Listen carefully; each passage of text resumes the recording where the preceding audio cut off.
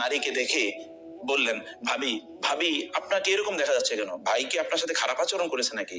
এত সুন্দরী একটা মেয়ে, আমি হলে তাকে মাথায় করে রাখতাম, ওর মধ্যে তার পুরো ফ্যামিলিকে আপনি আগুন জ্বালিয়ে দিলেন, আপনি তো বুঝেনি না।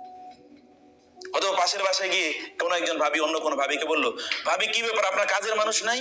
আমি তো 3টা কাজের মানুষ নিয়ে চলি, তারপরে আমার কত কষ্ট, আর আপনি কোনো কাজের মানুষ ছাড়াই আপনি কাজ করেন। অলরেডি তার বাসায় আগুন লাগিয়ে দিয়েছে, অলরেডি তার বাসায় আগুন লাগিয়ে দিয়েছে। আপনার অফিসে কেউ হয়তো গিয়ে আপনাকে বললো, আপনি এত কাজ করেন কেন? আপনাকে এত কাজ করলে তো আপনার উপর আবার নতুন করে কাজ চাপিয়ে দেবে।